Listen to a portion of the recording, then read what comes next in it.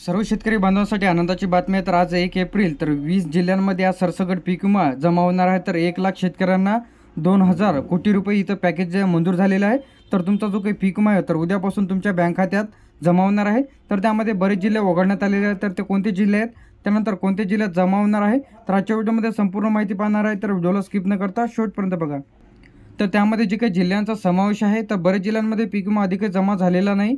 तर तुम्ही कमेंट बॉक्समध्ये नक्की सांगा।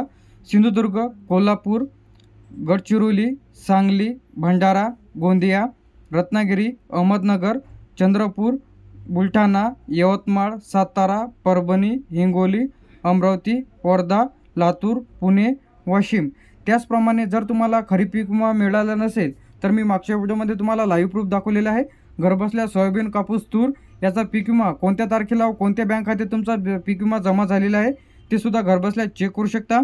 त्यानंतर नाशिक, जळगाव, अकोला, नागपूर, धाराशिव, धुळे, सोलापूर, नंदुरबार, बीड, जालना, नांदेड, रायगड, मुंबई, त्यानंतर मुंबई, छत्रपती संभाजीनगर, ठाणे, पालघर, त्यानंतर असे जे काही जिल्ह्यांमध्ये पीक विमा सरसकट मंजूर झालेला आहे व शेतकऱ्यांच्या बँक खात्यात सुद्धा वाटप सुरू झालेले आहे।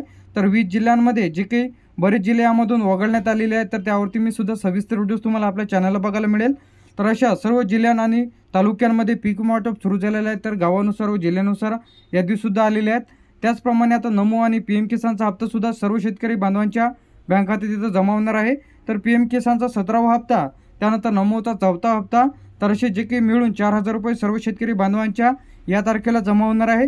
तर ती कोणती तारीख आहे व कोणते शेतकरी पात्र राहणार आहे यावरती पुरेपूर व्हिडिओज तुम्हाला आपल्या चॅनलला बघायला मिळेल।